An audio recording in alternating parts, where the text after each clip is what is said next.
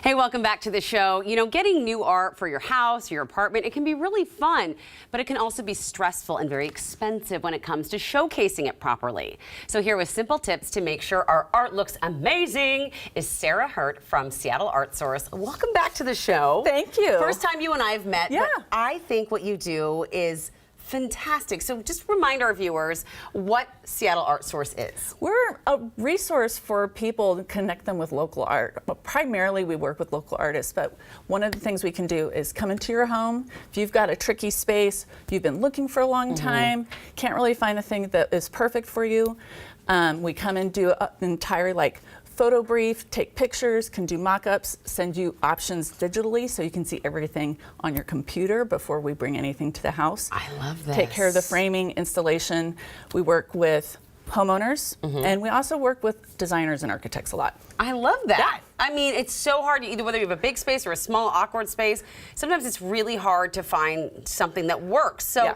my question to you is, all right, I'm going to say this right now because I know my husband's not watching. He bought a bunch of those canvas wrap picture things. Okay, okay. I'm not a big fan because I like to frame things, but the big question is to frame or not to frame. That is the big, to frame or not to frame? This is the question.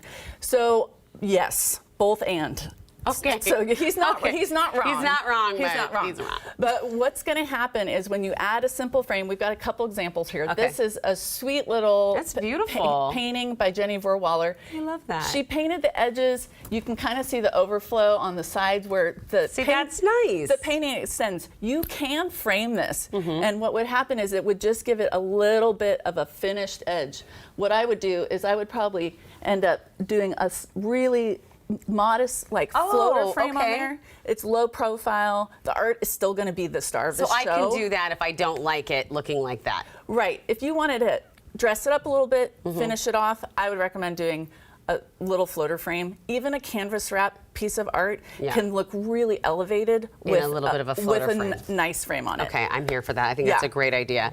Best practices for hanging art in your home, and how do you? This is the one thing I always struggle with. Yeah. How do you calculate the heights? I have an aunt who always comes in and says, "No, it's too high," but some people are like, "No, it's too low." Yeah. Well, and I'm almost 6 feet tall, so when I go into a house, in my own house, I tend to hang things a little bit higher than people who are shorter than me. So this is not about what works for me and my body in my house. This is about what's going to work for best practices. Okay. So in general, 6 to 8 inches above your furniture or your couch.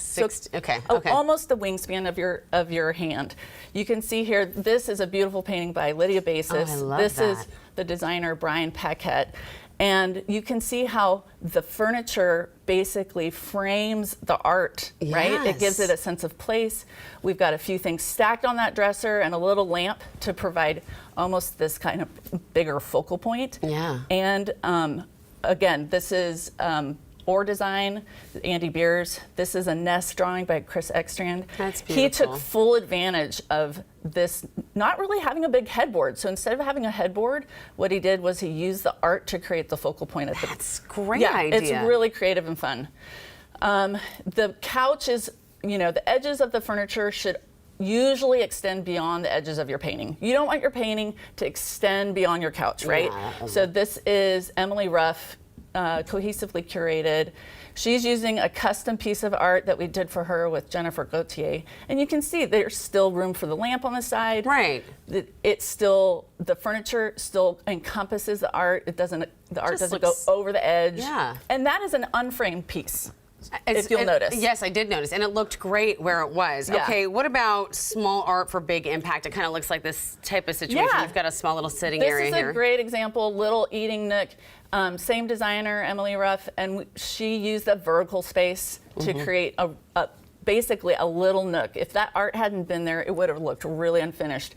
I'm a big advocate for putting art in those tertiary places, so above your key ring, when you enter, where you come in the back door through the garage, these places that are kind of private, where we actually spend a lot of time. I have an oddly placed light switch, in the middle of a wall. Yeah. And I've always wanted to put something over it because, it's there anyway. Right? And so these little pieces like this, one of the things that really important for me is providing art in a number of sizes. So we have a ton of inventory of art.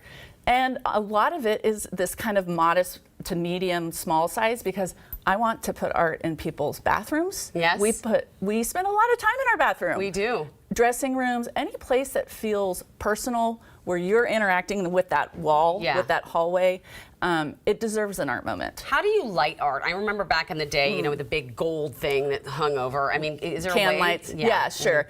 Art is really going to change the way it looks depending on the lighting. Yeah. So, for example, if you have one of these like modern townhouses with a ton of big windows, Yeah.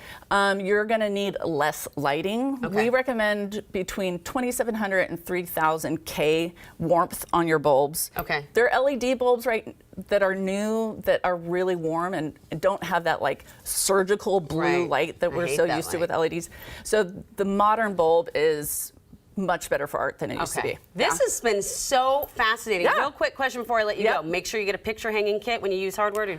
Always, and a decent framer who, when you get your art framed, Yes. he's going to give you hanging bumpers for the bottom so they don't scratch your walls, and hardware to hang it safely. Thank you so much. Yeah, my pleasure. This has been great talking to you, sir. Thank you so much. You're welcome.